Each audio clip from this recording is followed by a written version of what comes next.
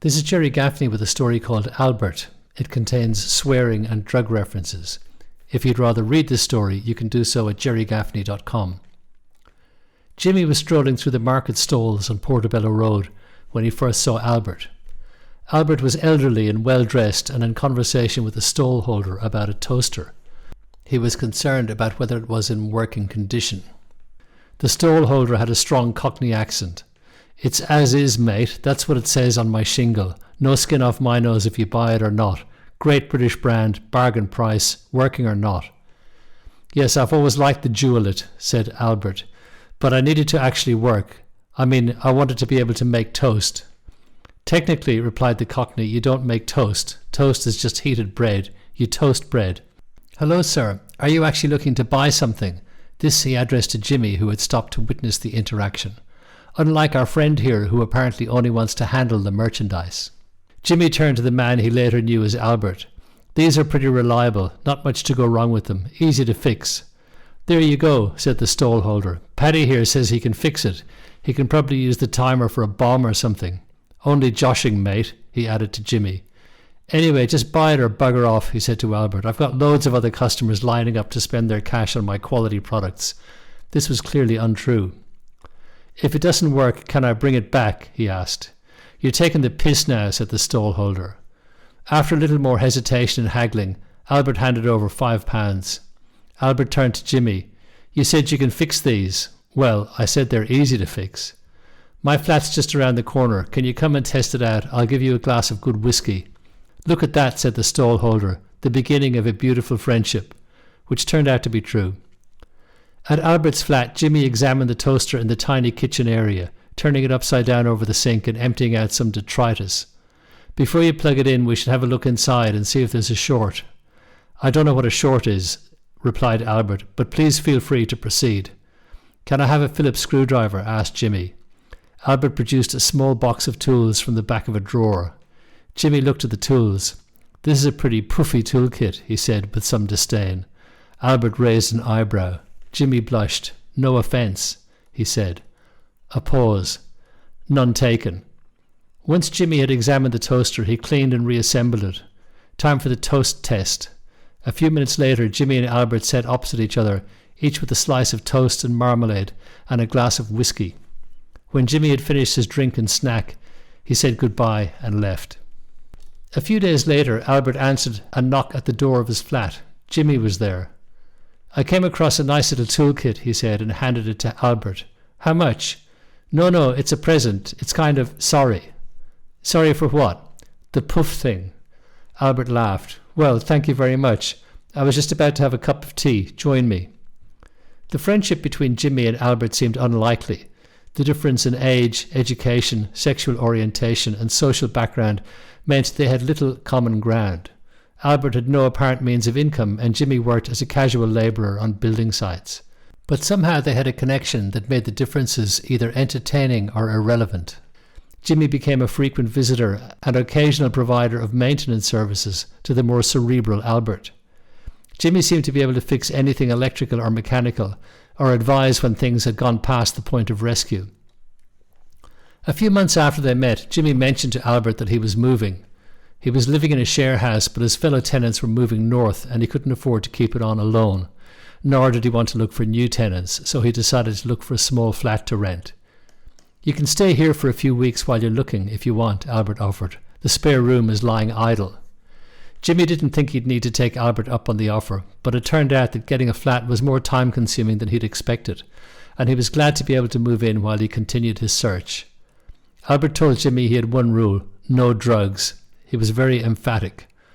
Although they hadn't previously discussed it, he probably knew that Jimmy moved in circles where drugs were commonplace. Jimmy agreed to the rule. The 2 weeks turned into 4, and the pair came to an agreement on rent. Albert had found Jimmy a remarkably trouble-free guest. He was clean and quiet, considerate when he arrived home late or left early, and he could cook and fix things. He became a de facto maintenance man for the block of flats. He took cash payments from those who could afford it and built up a reserve of goodwill among those who could not. One evening, Albert invited Jimmy to go to the Queen's Arms to meet some friends. "Where's that?" "Ladbroke Grove." There's no Queen's Arms there. Do you mean the King's Arms? Albert laughed. We call it the Queen's. Albert's friends were an entertaining group of 6 people. The youngest was in his 50s. All were men, and all, it soon became apparent, were gay. Albert's friends seemed wary of Jimmy at first and quite protective of Albert. One of them, Dominic, pulled a seat up next to him while Albert was at the bar. Are you Albert's boyfriend? I hope you're not using him. Jimmy was annoyed, but Albert returned before he had a chance to reply. Guessing what was happening, Albert turned to the table and said, Let me clarify the situation in regard to my young friend here. He's renting my spare room. He's completely without ill intent. He is a wizard with all things mechanical and electrical. He's also off limits to you old reprobates. Oh, said Jimmy, I've just figured out why you call it the Queen's Arms. Buy that lad a drink, said Albert. Jimmy visited the Queen's Arms from time to time with Albert, but they both had separate social lives that didn't intersect. The crew at the Queen's Arms accepted Jimmy, although Dominic maintained his distance. As winter approached, Jimmy and Albert ended up in the flat together more frequently. Albert read in the evenings, and Jimmy tended to tinker with whatever appliance or gadget he was currently fixing or reassembling. Albert had a large collection of books. One evening he asked Jimmy if he'd read A Christmas Carol. No, said Jimmy. How about Alexandre Dumas? No. He paused and then said, To be honest, I can't read well. I never did well in school at reading and writing. Oh, that's a pity. Maybe. I've never really noticed it. I think I'd miss stories, said Albert. Yeah, I like stories and films. If you like, we can pick a book and I can read for, say, 15 minutes a few times a week. Jimmy looked hesitant. I'm happy for you to say no. It's just a thought, and if it doesn't work, we'll just quit. Okay. Albert picked out The Wind in the Willows. That looks like a kid's book, said Jimmy. Yes, I think it's supposed to be, but it's a great story, definitely wasted on snivelling brats. They kept up the reading, usually several times a week. Albert enjoyed the methodical slowness of reading aloud, and Jimmy was completely caught up in the story and the characters. The shared activity was an intimacy that led to other conversations, but Albert was never forthcoming about his family and background. His father, he told Jimmy, had disowned and disinherited him when he found out his son was homosexual. I thought half of the British upper classes were homosexual, said Jimmy. Well, maybe, but only to a certain level of gayness. I was always 100%. Anyway, no point dwelling on the past. Jimmy continued to comply with the no drugs rule and never brought anything home. In any case, his use was limited to the occasional spliff with friends.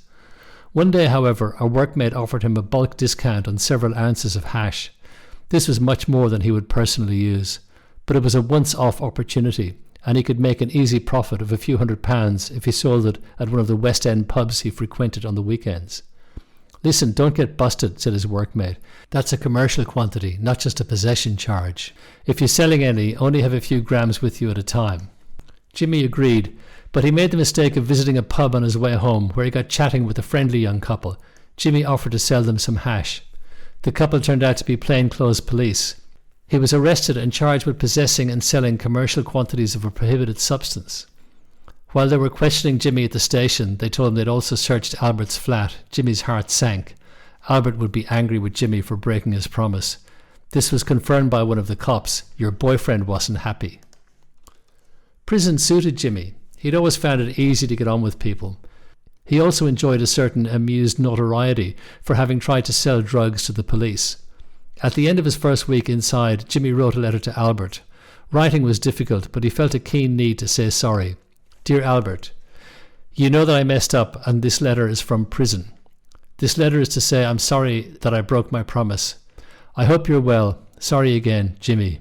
He was hopeful of a reply, but none arrived. He was put to work in the prison kitchen and attended numeracy and literacy classes.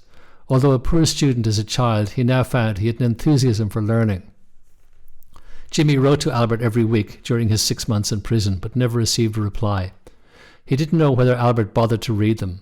In fact, he didn't know for sure that they were ever mailed. But in any case, it was an opportunity to reflect and to practice his writing, as well as, in a way, a penance. As the weeks went past, the writing became easier, and he was better able to express himself.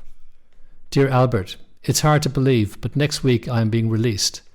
I have halfway house accommodation lined up in Hammersmith, and I'm expected to spend a month or so there while I find work. I don't think this will be a problem, despite my record. I understand that you may not want to see me or talk to me. I aim to come by your flat on Saturday the 17th around 5 p.m. to say hello. But if there's no answer, I'll understand. Thanks for lending me an ear, whether in reality or only in my imagination, during my time inside. Sincerely, Jimmy. On Saturday 17th, Jimmy went to Albert's flat. He was carrying a gift of a small wooden jewellery box he'd made. He knocked on the door tentatively. Dominic answered. He looked pale and tired. "Hi, Dominic," said Jimmy. "I was hoping to say hello to Albert." Dominic hesitated. "Jimmy, Albert died last month. I'm so sorry." Jimmy felt the world close around him. Come in, I'll make some tea."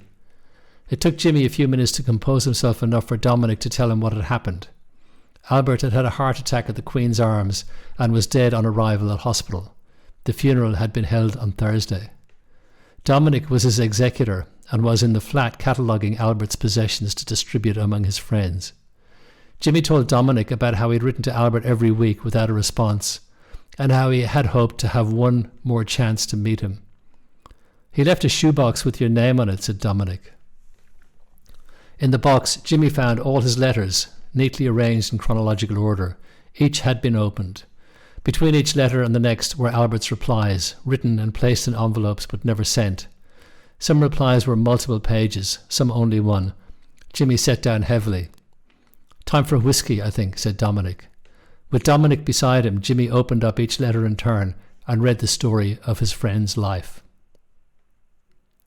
If you enjoyed this story, please consider leaving a positive review wherever you accessed it or recommending it to others.